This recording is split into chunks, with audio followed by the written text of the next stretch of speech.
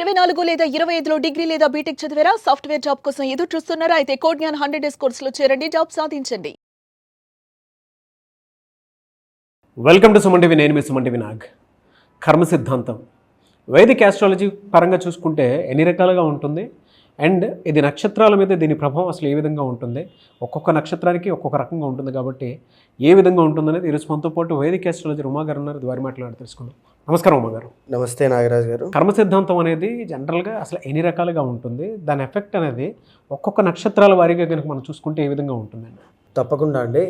కర్మ అనేటువంటిది ఎప్పుడూ కూడా 3 రకాలుగా చెప్పబడి ఉంది నాగరాజు గారు. సంచిత కర్మ, ప్రారబ్ధ కర్మ, ఆగామి కర్మ. ఇక్కడ ఈ సంచిత కర్మ అంటే ఏంటి అంటే ప్రధానంగా మనము అంటే అర్థం నేనని కాదు, ఎవరైనా కాదు, జీవరాశి, మానవుడు, లేకపోతే ఆ ప్రాణము అని చెప్పచ్చు. ఆ ఆత్మశక్తి ఏదైతే ఉందో అది పూర్వజన్మలో కానీ, ఆ ముందు పూర్వజన్మలో కానీ, ముందున్నటువంటి జన్మల్లో, పాస్ట్ జన్మల్లో కానీ ఎప్పుడైనా సరే ఏదైనా పాపము చేసి ఉంటే అది ఎక్కడికి పోతుంది, అది వాళ్ళ అకౌంట్లో ఉంటుంది. అదే సంచిత కర్మ. దాని ఆధారంగానే ఇప్పుడు నేను ఈ యొక్క శరీరాన్ని ధరించాను, మీరు ఆ యొక్క శరీరాన్ని ధరించారు. మనకు వచ్చేటువంటి కష్టములు కానీ, ఆర్థిక సమస్యలు కానీ, ఆరోగ్య సమస్యలు కానీ, ఎనీథింగ్ అన్నీ కూడా సంచిత కర్మ వల్ల వచ్చేటువంటి రిఫ్లెక్షన్ అండి. మనం ఇప్పుడు ఏదైనా ఒక కష్టాన్ని ఆర్ సుఖాన్ని కూడా నాగరాజ్ గారు దేన్ని ఫేస్ చేస్తున్నా దానికి రిఫ్లెక్షన్ కానీ ఇక్కడ వస్తుంది. సో ఇక్కడ ఫర్ ఎగ్జాంపుల్ ఆ సంచిత కర్మ యొక్క ప్రాబ్లం వల్ల మనకి ఒక ఆకలి అనేటువంటి ఒక సమస్య వచ్చి పడిందండి. మనకి సమయానికి ఆహారం దొరకలేదు, ఆకలి అనేటువంటి సమస్య వచ్చి పడింది. సో ఇప్పుడు మీ ముందు 3-4 ఫ్యాక్టర్స్ ఉన్నాయి. నెంబర్ 1 ఏంటి అంటే ఎవరినైనా కొట్టి లాక్కుని తినచ్చు, యాచించి తీసుకోవచ్చు, ఎవరి దగ్గర తీసుకోవచ్చు. 3వది దొంగతనం చేయొచ్చు, లేదా కష్టపడి సంపాదించుకుని తినవచ్చు. సో ఇప్పుడు మీరు ఏ కర్మ చేస్తారు అనేటువంటిది మీ విజ్ఞతకి, మీ బుద్ధి మీద ఆధారపడి ఉంటుంది, మీరు పెరిగినటువంటి జీవన విధానం మీద ఆధారపడి ఉంటుంది. అప్పుడు మీరు ఏదైతే డెసిజన్ తీసుకుంటారో అదే ప్రారబ్ధ కర్మ. ఆ తీసుకున్న నిర్ణయం బట్టి దానికి సంచిత కర్మకి రిజల్ట్గా వచ్చేటువంటిదే ఆగామి కర్మ. సో ఇక్కడ ఫర్ ఎగ్జాంపుల్ చాలామంది నాగరాజు గారు నా జీవితంలో దైవాన్ని మించి లేకపోతే నేను అనుకున్నది సాధించాలి అంటే నేను కష్టపడతానండి, నాకు నా మీద నమ్మకం ఉంది అంటూ ఉంటారు. చూస్తారండి, ఇదంతా కూడా ప్రారబ్ధ కర్మ. ఎన్ని కష్టాలు వచ్చినా, ఆ మనిషి ఎన్ని ఆకలి అనేటువంటిది, బాధ అనేటువంటిది వచ్చినా ధర్మాన్ని తప్పకుండా అక్కడే నిలబడి ఉన్నట్లయితే ఆ ప్రారబ్ధ కర్మనే పెరిగి పెరిగి పెరిగి పెరిగి ఖచ్చితంగా ఆగామి కర్మలో వీళ్ళని కాపాడుతుంది. ధర్మో రక్షతి రక్షిత అంటాం అందుకే. సో ఇక్కడ మన ఈ కర్మ అనేటువంటి దోషం ఉండడం వల్ల చిన్నపిల్లలు చాలామంది చూస్తే కళ్ళు లేకుండా, లేకపోతే మాటలు సరిగ్గా లేకుండా అంగవైకల్యంతో జన్మించడం ఇలాంటివి ఉంటాయి. కొంతమందికి యాక్సిడెంట్స్ అనేటువంటివి, కొన్ని రిలేషన్స్ అర్ధాంతరంగా ఆగిపోతాయి, దూరం అయిపోతాయి. కొంతమంది మ్యారిటల్ లైఫ్లో ఒక సర్టెన్ పీరియడ్ ఆఫ్ టైం వరకు కలిసి ఉంటారు, తర్వాత షార్ట్ పీరియడ్ ఆఫ్ టైంలో టక్కని విడిపోతారు సడన్గా. సో తర్వాత మరణము, ఎవ్రీథింగ్ అన్నీ కూడా ఇంటర్లింక్డ్ నాగరాజు గారు. అది ఏది జరుగుతోందన్నా రుణానుబంధ రూపేణ పశుపతే సుతాలయ, ఏదైనా సరే ఈ కర్మ అనేటువంటిది ఉండడం వల్లే బేస్ పాయింట్. ఇక మన జ్యోతిష చక్రానికి కూడా కర్మనే బేస్ పాయింట్ అండి.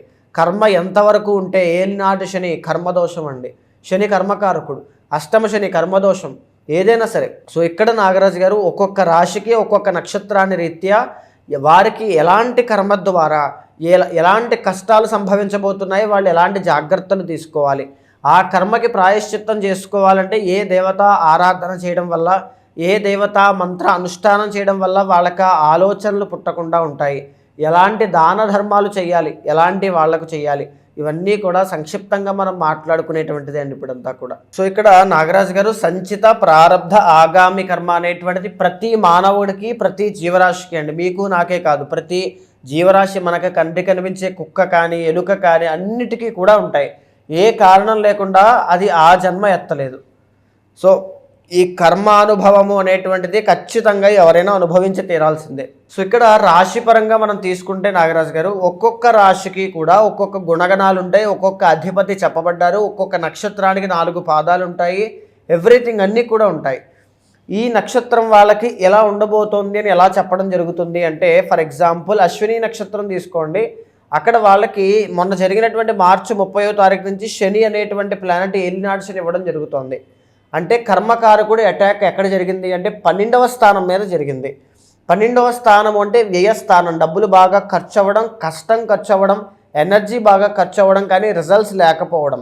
సో ఇక్కడ వీళ్ళ కర్మ అనేటువంటిది ఎలా పనిచేస్తుంది అంటే వాళ్ళకు వచ్చే డబ్బులన్నీ కూడా వెళ్ళిపోవడం, నిలబడకపోవడం. చాలామంది డబ్బులు నిలబడట్లేదు అని ఫేస్ చేస్తూ ఉంటారు.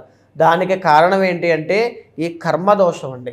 రెండవది, నేను కష్టపడుతున్నాను, ఉద్యోగం ప్రయత్నం చేస్తున్నాను, వ్యాపారం కోసం ట్రై చేస్తున్నాను, కానీ ఏది నిలబడట్లేదు అనుకుంటారు, గ్రోత్ అవ్వట్లేదు అనుకుంటారు. దానికి కారణం కర్మదోషం. తర్వాత అవమానాలు పడడం, ఏ తప్పు లేకుండా మీరు అవమానపడుతున్నారన్నా, అప్పుల పాలైపోతున్నారన్నా, ఎవ్రీథింగ్ ఏ ప్రాబ్లం ఉన్నా సరే దానికి కారణం కర్మదోషము అనేటువంటిది ఉంటుందండి.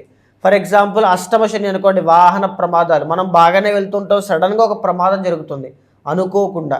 అది మనకి ఏ కారణం లేకుండా అది ఎందుకు వచ్చి మనల్ని ఇబ్బంది పెట్టాలండి? కర్మదోషం ఆ సమయంలో మనం అనుభవించేటువంటి యోగం ఉంటే అది ఖచ్చితంగా జరుగుతుంది. వాటి నుంచి బయటపడి రక్షింపబడడం ఎలాగా అంటే దైవానుగ్రహము, జాగ్రత్త. ఈ రెండూ చాలా ఇంపార్టెంట్ అండి. ఆ జాగ్రత్త మనం చెప్పేటువంటి మాటలు బట్టి తెలుస్తుంది. దైవానుగ్రహం వాళ్ళు చేసేటువంటి క్రియలు బట్టి, దాన ధర్మాలు, పుణ్య కార్యక్రమాలు, సహాయ సహకారాలు, వాటి బట్టి వాళ్ళ యొక్క దైవానుగ్రహం కానీ ఇవన్నీ కూడా కలుగుతాయి. మీరు చెప్పినటువంటి ఈ 3 కర్మల్లో కనుక మనం చూసుకుంటే ఆరుద్ర నక్షత్రం వారికి, ఎస్పెషల్లీ విమెన్కి ప్రస్తుతం ఏ కర్మ సిద్ధాంతం ట్రావెల్ అవుతుందని అనుకోవచ్చు అంటారు? At the same time August, September నుంచి డిసెంబర్ వరకు అసలు వీళ్ళకి ఏ విధంగా ఉండేటువంటి అవకాశం ఉంటుంది? తప్పకుండా అండి. ఆరుద్ర పవాళమేకము అంటామండి. శివుడి యొక్క జన్మ నక్షత్రం ఆరుద్ర.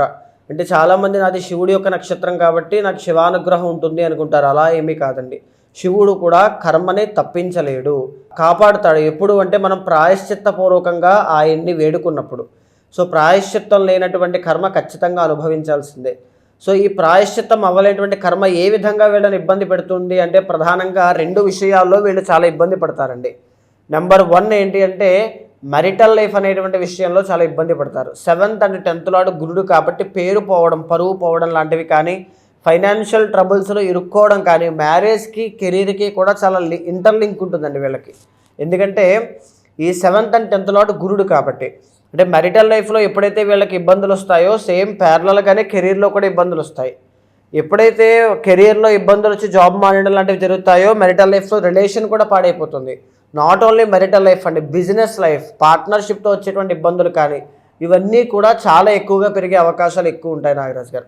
అండ్ ఇంకొకటి ఏంటి అంటే అండి, వీళ్ళ యొక్క చార్ట్లో ద ఒరిజినల్ 6th లార్డ్ కుజుడు అవ్వడం వల్ల ప్రధానంగా ఏంటి అంటే ఆరోగ్య సమస్యలు, రుణ బాధలు, కోర్టు సమస్యలు. ఆరోగ్య సమస్యలు అంటే ఎలాంటివి వస్తాయి అంటే రక్తదోషం, దంతదోషం, తర్వాత చర్మ దోషములు, తర్వాత వాహన ప్రమాదములు. కుజుడు వాహన కారకుడు కాబట్టండి. తర్వాత భూ వివాదాలు కానీ, కోర్టు వ్యవహారాలు కానీ ఇబ్బంది పెట్టడం. అండ్ ఇంకొకటి రుణ బాధలు, అప్పులు చేయడం, దానివల్ల వచ్చేటువంటి ఇబ్బందులు చాలా ఇరుక్కోవడం. ఎందుకంటే ఇక్కడ వీళ్ళకి గురుబలం లేదు. అంటే చేయడం, అప్పు చేయడం చేస్తారు కానీ దాన్ని తీర్చేటువంటి సమయంలో చాలా ఇబ్బంది అవుతుంది. ప్రతిరోజు కూడా ఎవ్రీ డే, ఎందుకంటే 6th లార్డ్ కుజుడు కాబట్టి డే టు డే లైఫ్ రొటీన్లో కష్టము, హార్డ్ వర్క్ అనేటువంటిది ఖచ్చితంగా చేయాలి. అంటే దాన్ని ఏమంటారంటే రెక్కాడితే కానీ డొక్కాడని పరిస్థితులు అంటూ ఉంటారు చూసారా, అలాంటి విషయాల్లోకి వెళ్ళి అలాంటి సందర్భాల్లో ఉండేటువంటి అవకాశం ఉంటుందండి. అంటే వీళ్ళ మెంటల్ వర్క్ కానీ ఫిజికల్ వర్క్ కానీ ఖచ్చితంగా ప్రతిరోజు చేయాల్సిందే. అండ్ ఇంకొకటి నాగరాజు గారు, లేడీస్ వల్ల అంటే విమెన్ రిలేటెడ్ ప్రాబ్లమ్స్ కానీ, విమెన్తో శత్రుత్వం రావడం కానీ, జూదము, ఎడిక్షన్స్ కానీ, అంటే అలవాట్లు, వ్యసనాలు, జూదము ఇవన్నీ కూడా ఇబ్బంది పెడతాయి. ఏ రకమైన ఇబ్బంది పెడతాయి అంటే నెంబర్ 1 తెలియకుండా వీళ్ళు మంచి హైప్లో ఉన్నప్పుడు, అంటే హైప్ అని అంటే ఏంటంటే సుఖము, కర్మ వల్ల వచ్చే ఈ సంచిత కర్మ వల్ల వచ్చేటువంటి సుఖము, ఆనందము, అలాంటి మంచి పీక్ టైంలో ఉన్నప్పుడు వీళ్ళకి ఆ వ్యసనాలు కానీ అలవాట్లు కానీ అలవాటు అవ్వడం, లేదా చెడు సహవాస దోషం ఎవరైనా అలవాటు అవ్వడం, పరిచయం అవ్వడం, వాళ్ళ వల్ల మొత్తం ఉన్నదంతా కూడా ఊడ్చుకుని వెళ్ళిపోవడం. సో ఇలాంటివి ఖచ్చితంగా జరుగుతాయి, చాలా జాగ్రత్తగా ఉండాలి. అండ్ ఇంకొకటి వీళ్ళకి విదేశీ యోగము అనేటువంటిది యాక్చువల్లీ చాలా బాగుంటుందండి, కానీ వెళ్ళిన తర్వాత అక్కడ పడే కష్టాలు కూడా ఎక్కువ ఉంటాయి. ఆ విషయంలో కూడా జాగ్రత్తగా ఉండాలి. అండ్ ఇంకొకటి ఉద్యోగం కన్నా వ్యాపారంలో బాగా రాణిస్తారు ఆరుద్ర నక్షత్రం వాళ్ళండి. మీరు ఏదైనా చెయ్యాలి అనుకుంటే నా పర్సనల్ సజెషన్ ఏంటి అంటే వ్యాపారం చేయండి. అందులో దేనికి సంబంధించిన వ్యాపారం అంటే టెక్నాలజీ బేస్డ్, కొత్తగా వచ్చేటువంటి కోర్సెస్ కానీ, ఏఐ, వర్చువల్ రియాలిటీ అన్నీ కూడా, ఇలాంటి అడ్వాన్స్డ్ టెక్నాలజీ కోర్సెస్ అన్నీ కూడా మీరు చేయగలిగితే చాలా బాగా మీరు దాంట్లో రాణిస్తారు. మీ కెరీర్లో ఖచ్చితంగా అదే పెద్ద సక్సెస్ అవుతుంది. అండ్ ఇంకొకటి నాగరాజు గారు, అష్టమాధిపతి వీళ్ళకి శని అవ్వడం వల్ల పూర్ణాయుష్ అనేటువంటిది సహజంగానే వీళ్ళకు ఉంటుంది. కానీ యాక్సిడెంట్స్ అనేటువంటివి చాలా ఎక్కువ అవుతున్నాయి. ప్రాణ భయము, అన్నిటికంటే ఇంపార్టెంట్ చెప్పాల్సింది నాగరాజు గారు యాంగ్జైటీ అండి. ఆరుద్ర నక్షత్రం వాళ్ళకి కొంతమందికి చంద్రబలం లేనటువంటి వాళ్ళకి ఎలా ఉంటుంది అని అంటే, ఇక్కడ నొప్పి వస్తుంది అనుకోండి, నాకు హార్ట్ అటాక్ ఏమైనా వచ్చేసిందేమో అనే భయం స్టార్ట్ అయిపోతుంది. ఇక్కడ నొప్పి వస్తే నాకేమైనా బ్రెయిన్ క్యాన్సర్ వచ్చేసిందేమో అనేటువంటి ఒక భయం స్టార్ట్ అవుతుంది. చేతికి నొప్పి వస్తే చెయ్యి ఏమైనా కోసేస్తారేమో, ఆపరేషన్ చేయాలేమో అనేటువంటి ఒక భయం స్టార్ట్ అవుతుంది. తెలియకుండానే వాళ్ళు ఒక పిరికితనంగా మారిపోతారు. లేకపోతే 10 మందితో కలిసి నవ్వలేకపోతుంటారు. అంటే ఇది ఎలా అంటే మానసికమైనటువంటి క్లేశముల్లోకి చెప్పబడుతూ ఉంటుందండి. ఈ విధంగా ఆరుద్ర నక్షత్రం వాళ్ళు జాగ్రత్తగా ఉండాలి ఈ చంద్రబలం అనేటువంటి విషయంలో. సో వెండి అలాంటి వాళ్ళు ప్రాబ్లం వీళ్ళే కాకుండా మీ ఇంట్లో ఎవరైనా సరే ఇలాంటి యాంగ్జైటీ కానీ ఏది చూస్తున్నా చంద్రబలం పెరగాలి. చంద్రబలం పెరగడం కోసం వెండి కడియం కానీ, వెండి స్త్రీలైతే వెండి పట్టీలు కానీ ధరించండి. ప్రధానంగా ఈ ఆరుద్ర నక్షత్రం వాళ్ళకి ఈ కర్మదోషము అనేటువంటిది కెరీర్ మీద, మ్యారిటల్ లైఫ్ మీద ఉండేటువంటి అవకాశాలు ఎక్కువ ఉన్నాయి నాగరాజు గారు. అండ్ ఇప్పుడు నడిచేటువంటి ఈ దశల్లో అంటే August, September, October, November, December ఈ మాసాల్లో ప్రధానంగా వీళ్ళకి 3వ స్థానంలో రవికేతువుల యొక్క సంచారం నడుస్తోందండి. దీని మూలన రవి కేతు ఇద్దరూ కూడా యోగిస్తూ ఉన్నారు. సెప్టెంబర్ 17వ తారీఖు దాకా తిరుగులేదు. సెప్టెంబర్ 17 దగ్గర నుంచి అక్టోబర్ 17 దాకా 4th హౌస్లో రవి 6వ స్థానం ఒరిజినల్ 6th కన్యలో ఉన్నారు. సో దానివల్ల ఏంటి అంటే కుటుంబంలో వ్యతిరేకత ఏదైనా పెరిగే అవకాశాలు ఎక్కువ ఉంటాయి.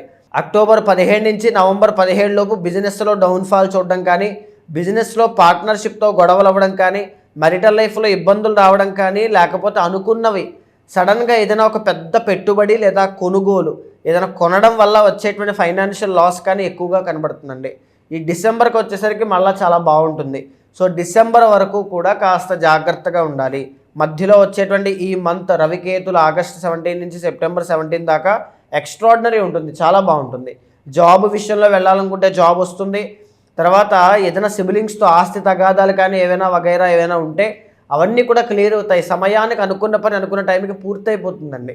సో అది చాలా బెనిఫిట్ ఇది. సో డిసెంబర్ దాకా దాటిన తర్వాత డిసెంబర్ దాకా చాలా జాగ్రత్తగా ఉండాలండి. ఎనీవేస్ థ్యాంక్ యూ అండి, థ్యాంక్ యూ సో మచ్ మా గారు. నమస్తే అండి.